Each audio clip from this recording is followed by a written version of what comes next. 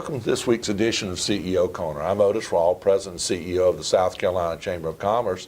We're happy to have with us Congressman Bob Inglis today from the Greenville-Spartanburg area. We're going to talk about issues that face the American people and South Carolinians in Washington right now. So, Congressman, thank you for being with us today. Good to be with you, Otis. Thank you for the opportunity. Well, I know this is a summer recess, and it's been this summer recess has been a little bit different than the traditional recesses you've had in the past. And I know a lot of congressmen are going across the country holding town meetings. Can you tell us a little bit about how the town meetings have been for you and what you've learned from these town meetings? Well, they've been pretty spirited, to tell you the truth. It's been pretty exciting, really, to see people coming out. You know, we've had our largest town meetings ever. Boiling Springs, we had 350 people. We've had others where there have been at least 200 people.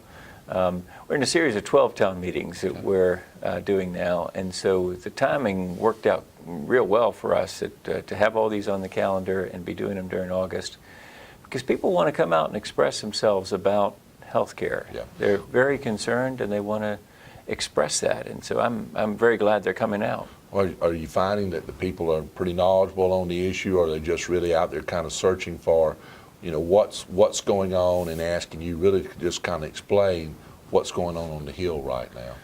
Well, since I represent the wonderful district of Greenville-Spartanburg Union, a little bit Lawrence County, the 4th District, one of the 6 in South Carolina, it's a great area where people really look to free enterprise and family and faith for solutions for problems. They don't look much to the government to solve these problems. And so they've read enough to know that what they're looking at in Obamacare is a public option that they're concerned, and I'm concerned, will lead to a single-payer system of health care. And they don't want it.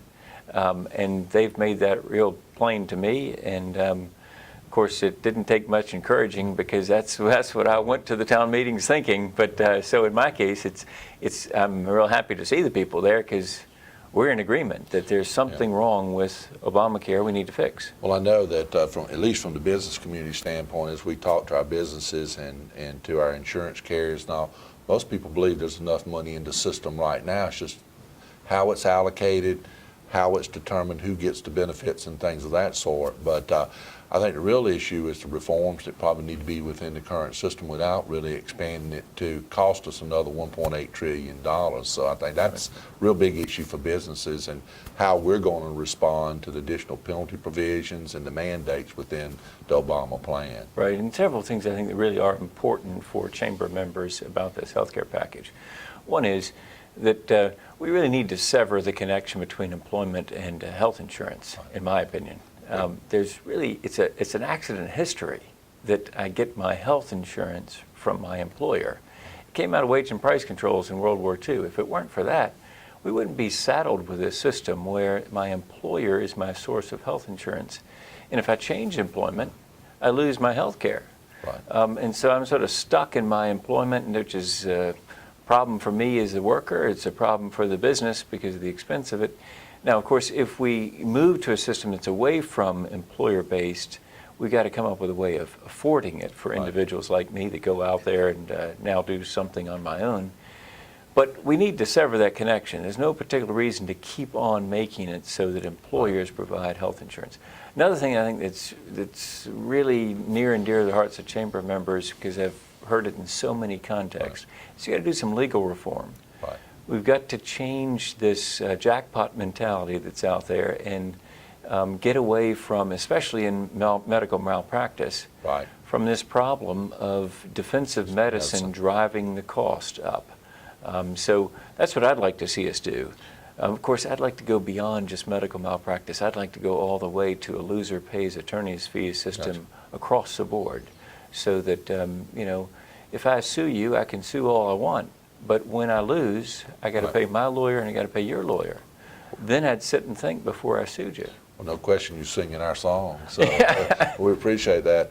One of the other issues that has a chance to add a lot of cost to the business community is the Employee Free Choice Act, and I know that's been debated, and it looks like with our inspector's decision now that this whole debate may come up again, where we thought it was kind of dead at least for this legislative session. So your thoughts on employee-free choice? We call it employee no choice when it really gets down to it. Yeah, But I think it's a particularly bad idea. Yeah. I think that it's sort of an un-American concept. We're used to, as Americans, having secret ballots. Right. We even have them at church. When you're electing elders or deacons, secret ballot. Right. It's not show of hands or sign a card in front of the people watching that are running. So where I learned about that, actually really learned about the intimidation, was in the course of a NAFTA forum at Right. Wofford College back in 1993. And I remember the brave fellow that was on my panel arguing for NAFTA Right. checked the exit door off of the stage because he saw these union members in the back of the room with wife-beater T-shirts on and their arms crossed like so, bulging muscles. Basically, the message Right. was clear. He was intimidated. I was intimidated. Right. I can't imagine one of those guys following me out to my car in the parking lot at my plant where I work, standing over me and saying, "You want to sign this card now, Inglis, or not?" Well, what makes it even worse is just not the secret ballot part of it, is the forced mediation that you have to go into if you can't meet a contract within 90 to 120 days. So that changes the whole landscape for Right. how you negotiate contracts and all. And when you go out and you're actually probably having a hearing before a former National Labor Relations Board member who was probably a union guy to start off with, I think the process has a lot of problems with it if we continue to move there. So hopefully we've got a backstop with the Senate and y'all won't have to deal with it, but it is a big issue. Yeah, when you're in the minority, you hope for the Senate to be there. Yeah. When you're in the majority, you hope for the Senate not to be there. Exactly. And the Senate's where good ideas go to die if you're in the majority. But Right. if you're in the minority, like we are right now, the Senate saves you from some really bad ideas that come Exactly. down the pike.